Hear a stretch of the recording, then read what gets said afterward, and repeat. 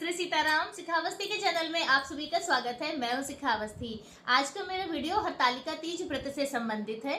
आज इस वीडियो में हम जानेंगे कि हरतालिका तीज का व्रत शास्त्रीय विधि के अनुसार हमें किस प्रकार से करना चाहिए और वर्ष 2025 की हरतालिका आपको अक्षय पुण्य फल प्रदान करेगी।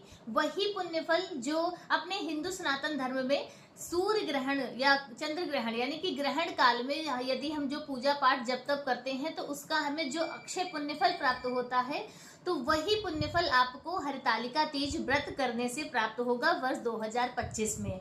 तो आज इस वीडियो में हम हरतालिका तीज व्रत विधि से संबंधित कई महत्वपूर्ण बातें आप सभी के साथ में शेयर करेंगे। तो वीडियो को पूरा देखिएगा, वीडियो बहुत महत्वपूर्ण है और अच्छा लगे तो लाइक कमेंट शेयर कीजिए। चैनल पर यदि पहली बार आए हैं तो चैनल को सब्सक्राइब कीजिए। देखिए, हरतालिका तीज का व्रत प्रत्येक वर्ष भाद्रपद मास के शुक्ल पक्ष की तृतीया तिथि को रखा जाता है और यह व्रत सभी सुहागन स्त्रियां और सभी कुंवारी कन्याएं करती हैं। मान्यता है कि सुहागन स्त्रियां यदि इस व्रत को करती हैं तो उन्हें अखंड सौभाग्य की प्राप्ति होती है और कुंवारी कन्याएं इस व्रत को करती हैं तो उन्हें एक श्रेष्ठ घर और वर की प्राप्ति होती है। इसके साथ ही देखिए, जो शुक्ल पक्ष की तृतीया तिथि होती है वह माता पार्वती को समर्पित होती है, प्रत्येक महीने की तृतीया तिथि।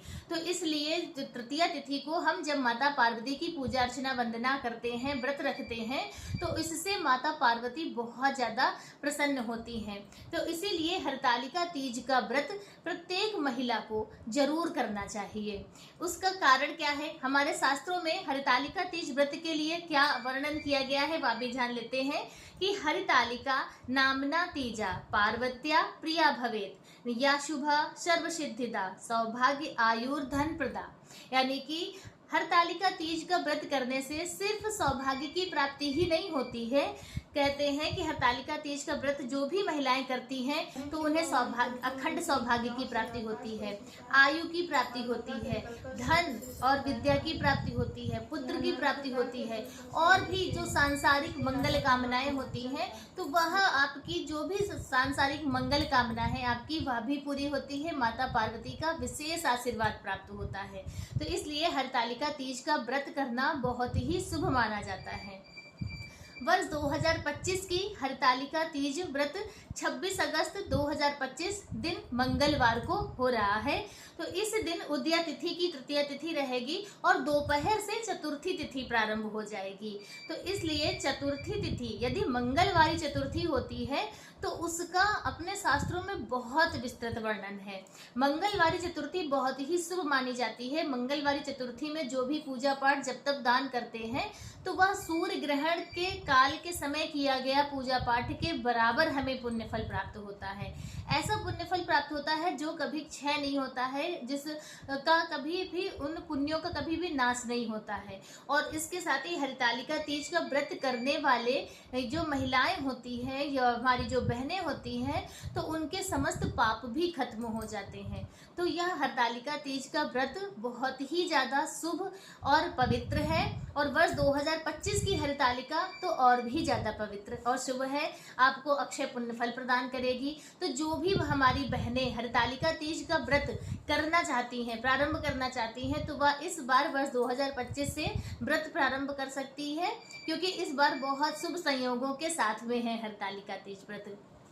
ठीक है, तो यह हमने जाना कि किस प्रकार से हमें इस बार की हरतालिका तीज में हमें अक्षय पुण्य फल प्राप्त होंगे। अब व्रत करने के नियम क्या है वह जान लेते हैं। तो देखिए, हरतालिका तीज के व्रत में हमें बहुत ही शुद्ध और सात्विक रहना चाहिए। तो एक दिन पहले से ही बाल इत्यादि धुल के साफ कर लिए जाते हैं और शुद्ध सात्विक भोजन किया जाता है, बगैर लहसुन प्याज का भोजन करते हैं और इसके साथ ही पूर्ण ब्रह्मचर्य का पालन किया जाता है। तो देखिए, जैसे बाल धुलने की बात है तो अपने हिंदू धर्म में हम सुहागन महिलाएं सोमवार वाले दिन बाल नहीं धुलते हैं। तो इसलिए जो बाल आप रविवार को ही धुलकर साफ कर लें और या फिर आप तीज वाले दिन ही सुबह सवेरे सूर्योदय से पूर्व आप बाल धुल सकते हैं। तो आपको 25 तारीख को तो आपको शुद्ध सात्विक भोजन करना है, बगैर लहसुन प्याज का भोजन करना है, पूर्ण ब्रह्मचर्य का पालन करना है और इसके साथ ही अपने व्रत के लिए आपको तैयार होना है। अब हम जानते हैं कि उस जो तृतीया तिथि वाले दिन सुबह से आपको क्या क्या कार्य करने हैं। तो देखिए, सुबह सवेरे सूर्योदय से पूर्व स्नान कर लेना चाहिए। अगर नहीं सूर्योदय से पूर्व तो कम से कम सूर्योदय तक आपको उस दिन स्नान जरूर कर लेना चाहिए। और आप अपने स्नान वाले जल में आंवला या फिर सफेद तिल, क्योंकि मंगलवार का दिन है तो काले तिल का प्रयोग करना बहुत से लोग नहीं अच्छा समझते हैं, तो आप सफेद तिल डालकर उस दिन स्नान करें।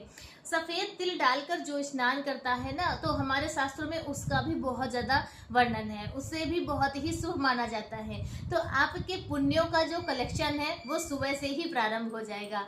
तो याद रखिएगा, उस दिन आपको सफेद तिल डाल के स्नान करना है। फिर भगवान भोलेनाथ के आसपास में अगर मंदिर है तो मंदिर जाए, या फिर घर पर ही पंचोपचार विधि से आप पूजा अर्चना करके अपने व्रत का संकल्प कर लें।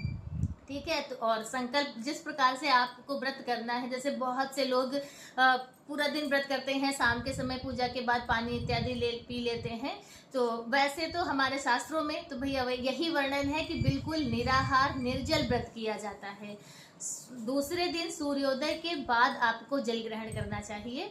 और इसके अलावा जैसे जिसकी सामर्थ्य है वो इस प्रकार से व्रत करते हैं, लेकिन व्रत करना, पूजा पाठ करना बहुत ही अच्छा और शुभ माना जाता है। अब जैसे कि बहुत से स्थानों पर सरगी का प्रचलन है कि बहुत से लोग सरगी खाते हैं। हम लोगों के यहाँ पे ऐसा कोई नियम नहीं है, हम लोग कोई सरगी नहीं खाते हैं, क्योंकि अपने हिंदू धर्म में रात्रि के समय कुछ भी खाना पीना वर्जित बताया गया है। उस समय कहते हैं कि हमें पानी भी बहुत से लोग तो पीना मना करते हैं, लेकिन आप तो यदि आपके यहाँ पर देखिए होता है तो आप फिर सुबह 3 बजे से 4 बजे के बीच में ही सरगी कर लेनी चाहिए, और इसके बाद फिर कुछ भी खाना पीना नहीं चाहिए। 4 बजे के बाद ब्रह्म मुहूर्त प्रारंभ हो जाता है, और फिर उसके बाद कुछ भी किसी को नहीं खाना पीना चाहिए। तो यदि आपके यहाँ सरगी होती है तो आप 4 बजे के पहले ही खा पी अपना जो भी आप लेते हो ले लें। बस ध्यान रखिएगा, मीठी चीजें ही लेनी है आपको, नमक वाला कोई भी भोजन आपको नहीं करना है, क्योंकि तृतीया तिथि में नमक तो बहुत ही ज्यादा वर्जित है। नमकीन किसी भी तरह का भोग भी आपको भगवान को नहीं अर्पित करना है। इसमें जो है वाराह पुराण में भगवान वाराह ने माता पृथ्वी को ऐसा वर्णन करते हुए कहा है कि तीज तिथि यानी कि तृतीया तिथि वाले दिन बगैर नमक का भोजन इत्यादि करना चाहिए। वैसे तो व्रत करना चाहिए, जो लोग व्रत नहीं करते हैं तो उन्हें बगैर नमक का भोजन करना चाहिए। तो तृतीया तिथि वाले दिन किसी भी पूजा पाठ में नमक का प्रयोग नहीं किया जाता है, तो इसलिए आप नमकीन कोई भी चीज नमकीन ना लें। सरगी में भी आप मीठी वस्तुएं लें, ठंडी वस्तुएं लें, फल फ्रूट्स जूस वगैरह लें, आपको भी आराम रहेगी। और नहीं तो तली भुंजी या नमकीन वस्तु आप खाएंगे तो आपको फिर पूरे दिन प्यास भी लगेगी। तो इस प्रकार से आपको अपना व्रत पूर्ण कर, फिर आपको पूरा दिन व्रत रखना है। शाम के समय प्रदोष काल में आपको पूजा अर्चना वंदना करनी है, और फिर आपको रात्रि भर जागरण करना है। सुबह सवेरे स्नान आदि करके पूजा पाठ करना है भगवान का, फिर से पंचोपचार विधि से पूजा अर्चना करें, और उसके बाद फिर व्रत का आपको पारण करना है। व्रत पारण करने से पहले आपको एक ब्राह्मण दंपति को भोजन कराना है। यदि आप भोजन नहीं करा रहे हैं तो आप अन्न का दान करें। और जो भी वस्तुएं आपने माता पार्वती को अर्पित की थी, जैसे वस्त्र है, श्रृंगार की सामग्री है, तो किसी सुहागन महिला को देकर, वह दान करके, उनका प्रणाम करके, उनका आशीर्वाद, अपने घर के बड़ों का आशीर्वाद प्राप्त करके फिर आप अपने व्रत का पारण करें। तो इस प्रकार से हरितालिका तीज का व्रत आपको करना है। यह विधि हमारे शास्त्रों में वर्णित है, और हम सभी के घरों में भी इसी प्रकार से होता है। तो यदि आप भी हरितालिका तीज का व्रत प्रारंभ करना चाहते हैं तो कीजिए, और जो महिलाएं हमारी बहनें करती आ रही हैं तो उनके लिए इस बार की हरितालिका तीज व्रत बहुत ही शुभ है। तो आप नियम पूर्वक व्रत कीजिए और माता पार्वती का आशीर्वाद प्राप्त कीजिए। हमारी सभी बहनों को हरितालिका तीज व्रत की हार्दिक शुभकामनाएं। आज का वीडियो बस इतना ही। वीडियो कैसा लगा कमेंट करके जरूर बताएं। मिलते हैं दूसरे वीडियो में किसी दूसरी जानकारी के साथ। तब तक के लिए श्री सीताराम।